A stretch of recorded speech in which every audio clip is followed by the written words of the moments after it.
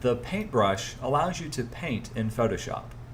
Now the type of tool that I'm going to be using looks like a regular artist paintbrush, but if I click and hold you can see there's some similar tools that do different things. Just be aware that you're working with the regular brush tool. The first thing to know is how to change the color of whatever you're working with. To change the color, look at the bottom of your toolbox. This swatch that's on the top is known as the foreground color. If I click it, it'll bring up my color picker and I can change to whatever color that I need. When I say OK, now I'm painting with red.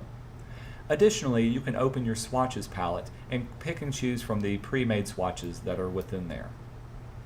The next thing to know is how to change the size and hardness of your brush. If you look at the top left-hand corner of your tool options, you've got a number with a drop-down arrow. If you click on this arrow, here's our size and hardness. The size of a brush is usually measured in pixels, and so naturally if I was to make it larger, I've got a larger brush that I'm painting with. If I was to make it smaller, I've got a much smaller brush. The second thing to know is the hardness of the brush. Right now my hardness is set to 100%, which means I have a very hard, crisp edge type paintbrush. If I was to, let's make it a little bit larger, bring the hardness down to 0%, the edge of my brush would be very, very soft and fuzzy, as you see here. A soft edge brush is best for blending colors, whereas a hard edge brush is best for filling in larger areas of colors.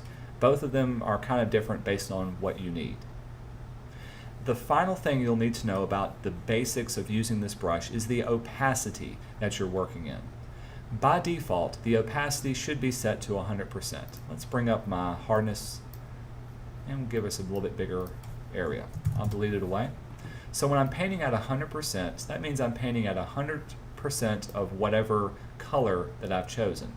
If I bring my opacity down, say to about 50 or 60%, now I'm painting at 50% opacity. So if I was to go over it again, you can see it adds on to it. And I can quickly build it up. Smaller opacities, of course, will make it much more opaque, kind of like painting with watercolor.